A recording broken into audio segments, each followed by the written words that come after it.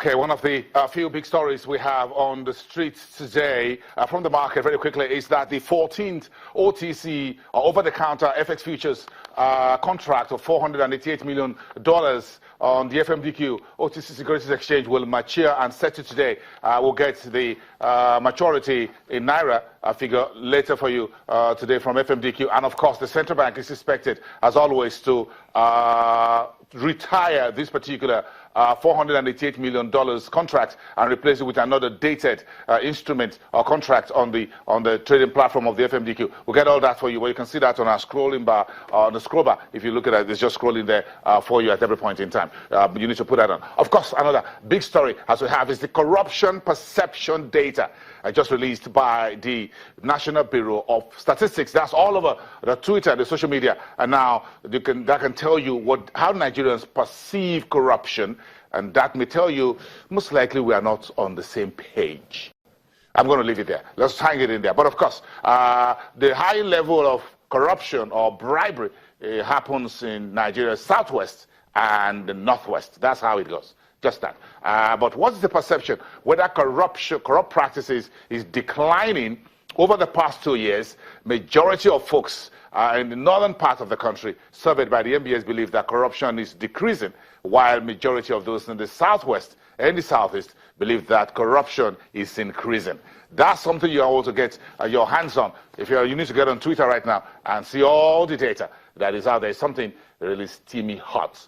But while we are discussing corruption in the markets, unemployment is still there.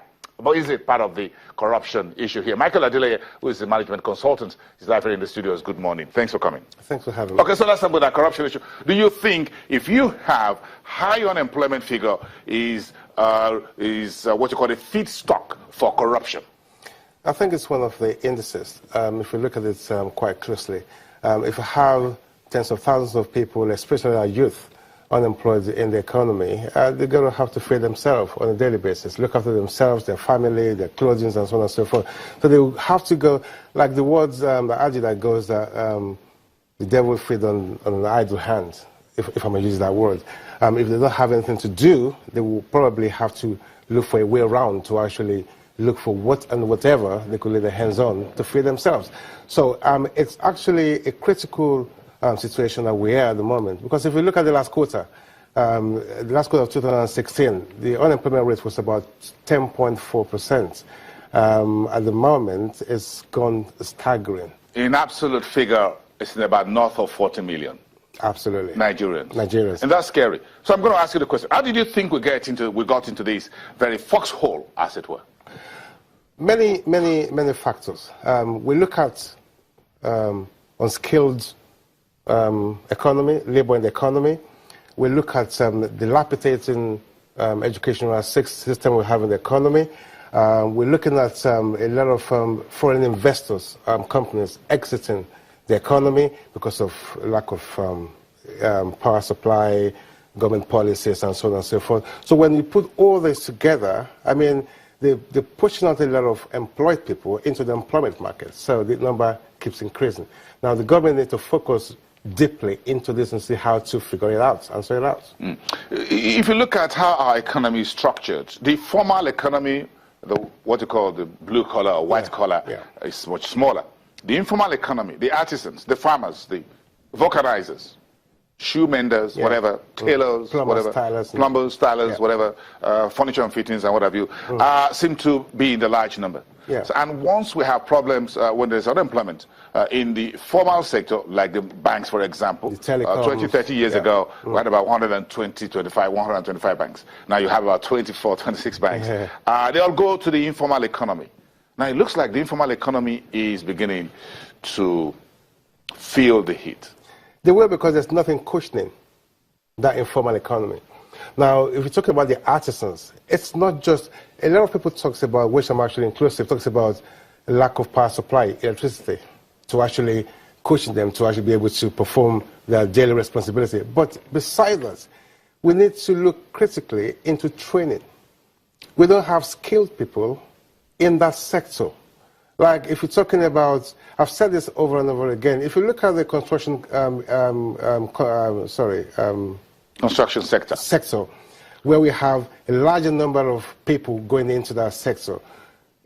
Critically, majority of the people that perform very valuable intrinsic value duties in there are not Nigerians. If you look at the tilers, for example, we don't have skilled tilers in this country, so they come from a neighboring country. If you look at the plumbers, I mean, we don't have skilled, trained, certified plumbers. Now, the ones that we have in here, when they finish with a building, in the next few months, you begin to have damages and so on and so forth in that new building. So we should look into training a lot of people in this economy. Now, I've said it, I mean, quite a few times in here, especially on this platform, the government needs to invest into that sector. Look at where our technical education system is going at the moment. It's all gone. So we'll go back to education very quickly. The technical schools are technically gone. They're virtually gone, yeah. Then we have the ITF, the Industrial Training Fund, and what have you. Haven't the government tried? There's one thing to set up agencies. There's another thing to ensure that you monitor and they carry out the reason and the purpose why they have been set up in the first place. Now, ITF has been, as long as I can remember, I mean, but I personally cannot say I know one or two or even 100 people who has benefited from being a skilled person through the ITF program. I haven't seen it. Now, when you have the ITF such an institution in place, they're supposed to be working in conjunction, not just with themselves, but with a large number of other private training companies. Look into the economy. What do we actually need in the economy? And begin to formulate, develop new courses, new training programs that will actually meet the demand of the economy. Now, we've been talking about the artisans not being trained properly, that we don't have skill in the economy. Why don't they focus more into that? Because majority, I've spoken to quite a few of them in the last few years, they focus more into management training and courses, okay, rather than the base of the economy, which is the artisan, the technical part of the informal sector, which is more important that they should be focusing on. Now, if they neglect that sector and focus on management training and the economy, who looks after the artisan, who is the base, the rock of every economy? Who looks after them?